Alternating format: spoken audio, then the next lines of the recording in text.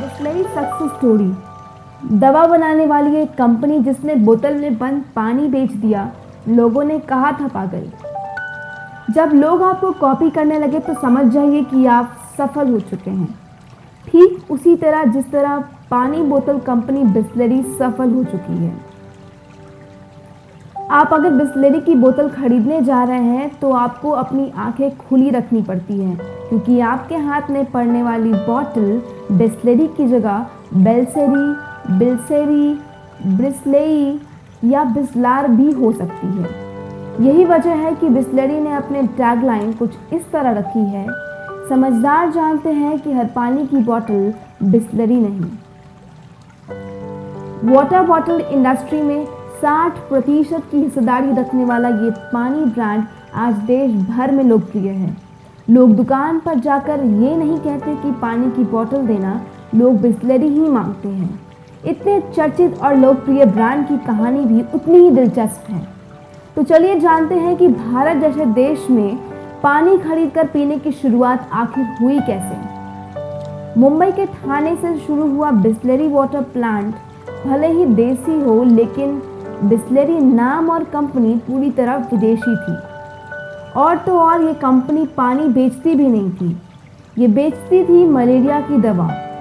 और इस मलेरिया की दवा बेचने वाली बिसलेरी कंपनी के संस्थापक थे एक इटालियन बिजनेसमैन जिनका नाम था फेलिस बिसलेरी। फेलिस बिसलेरी के एक फैमिली डॉक्टर हुआ करते थे जिनका नाम था डॉक्टर रोजेस। रोजेस पेशे से तो डॉक्टर थे, लेकिन दिमाग उनका पूरा बिजनेसमैन वाला था। कुछ अलग करने की सनक उनमें शुरू से थी। ये साल 2021 था जब बिसलेरी के मालिक फेलिस बिसलेरी इस दुनिया को अलविदा कह गए। उनके पीछे छूट गई बिसलेरी कंपनी को नए मालिक के रूप में मिले डॉक्टर रोजेस। रोजेस के एक बड़े ही अच्छे मित्र हुआ करते थे जो पेशे से वकील और बिसलेरी कंपनी के लीगल एडवाइजर भी थे।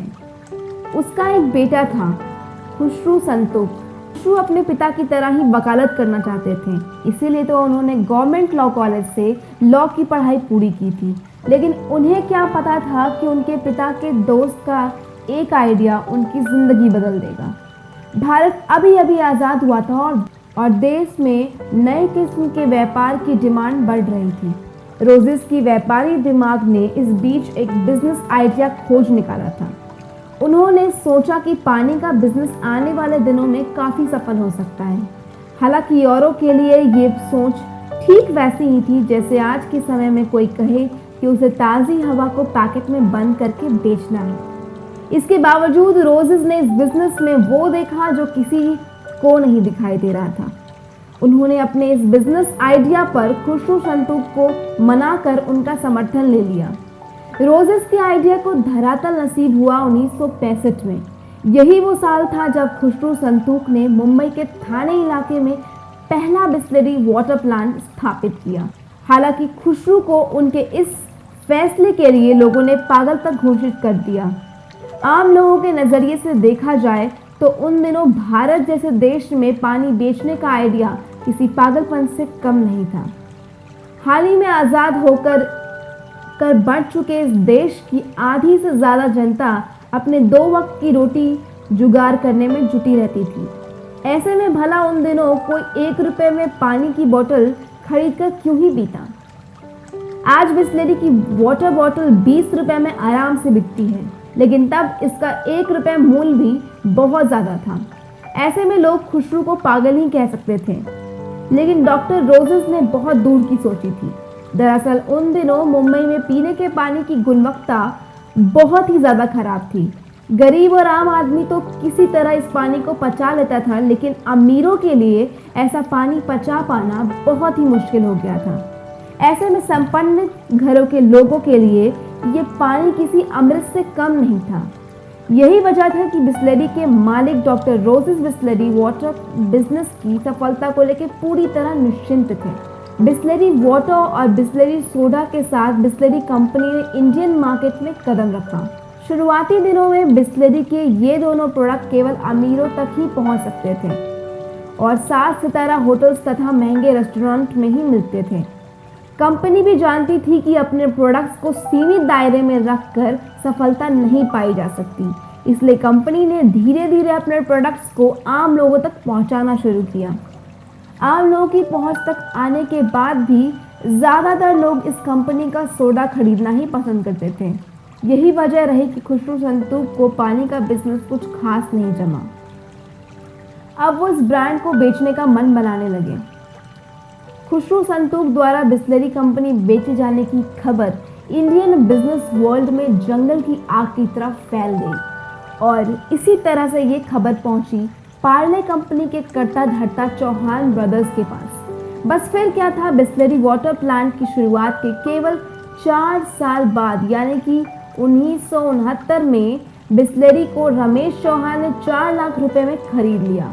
इसके बाद देश भर में अपने 5 स्टोर के साथ बिस्लरी पार्ले की हो गई।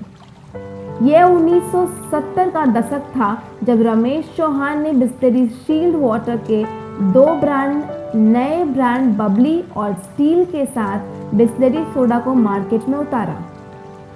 पार्ले की रिसर्च टीम लगातार इस खोज में लगी थी कि आखिर कैसे बिस्लरी को आम लोगों तक पहुंचाया जाए। कोई भी प्रोडक्ट लोगों की पसंद से सफल नहीं होता, बल्कि इसे सफलता मिलती है लोगों की ज़रूरत से। पार्ले की रिसर्च टीम ने भी लोगों की ऐसी ही एक ज़रूरत को खोज निकाला। उन्होंने पाया कि देश भर के रेलवे स्टेशन, बस स्टेशन, सड़क किनारे, ढाबे जैसे अन्य कई सार्वजनिक स्थानों पर पीने के पानी की क्वालिटी अच्छी नहीं होती है। इस वजह से लोग मजबूरी में प्लेन सोडा खरीदकर पीते हैं। इसी बात को ध्यान में रखते हुए पार्ले ने लोगों तक साफ पानी पहुंचाने के लिए अपने डिस्ट्रीब्यूटर्स की संख्या बढ़ा दी। प्रोडक्ट की बिक्री बढ़ाने के लिए पार्ले ने ब्रांड प्रमोशन का सहारा लिया, पैकिंग में कई तरह के बदलाव किए।